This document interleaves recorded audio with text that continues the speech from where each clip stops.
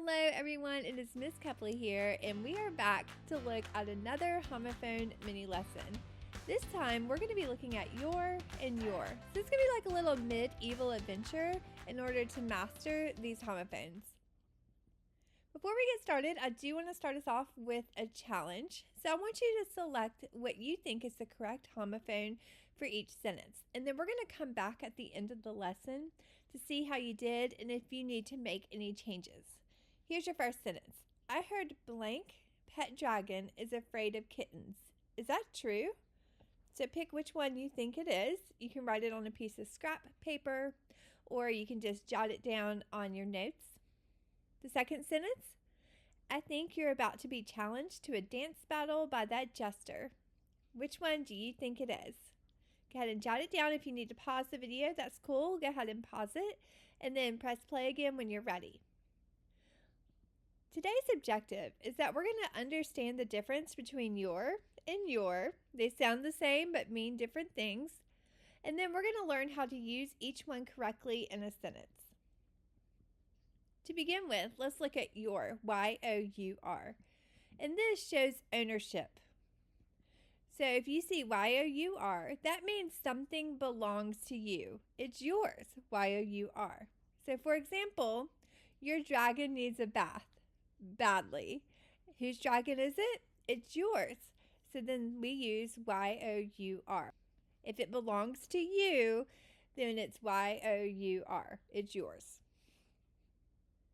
Next one, your, Y-O-U''R-E, means you are.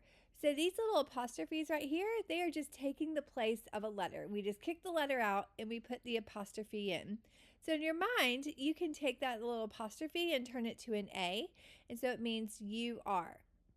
So your is a contraction of you are. If you are makes sense in the sentence, then this is the your that you need to use. For example, I think you're going to need a stronger armor before facing that dragon.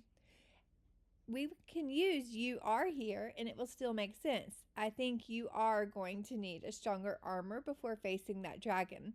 That makes sense. So if you can replace it with you are, then you need the one with the apostrophe, Y-O-U''R-E, your. So again, if you're like, which one do I use? If you replace it with you are and it makes sense, like I think you are going to need a stronger armor before facing that dragon, this is the one you use. If it doesn't make sense, use this one. Great. That's it. Now that you know the difference between the yours, let's go back to this challenge question and see how you did. And let's see if you need to change anything. If you want to pause the video to see if you want to change one of your answers, that's cool. Pause it and change it, or pause it and check it. And then let's get back to the video to see how you did. First one, I heard your pet dragon is afraid of kittens. Is that true? Whose pet dragon is it? It's yours. So when you have ownership, you use this one, Y-O-U-R. I think you're about to be challenged to a dance battle by that jester. Well, we're not owning anything, but you are would make sense in this sentence. I think you are about to be challenged to a dance battle by that jester. So this is the correct your. And that is it. You are now your homophone masters. If you are looking for extra support with this, I do have some links below where I had the mini lesson with the fill-in-the-blank notes and the 10-question quick practice quizzes to go with it. I also have an escape room for your, and if you are like, I want to do some more homophone practice, I have the mini lesson for there, and there. So I hope these help. Until next time, go off and use the correct homophones and look like you're a super duper smart grammar person. Bye!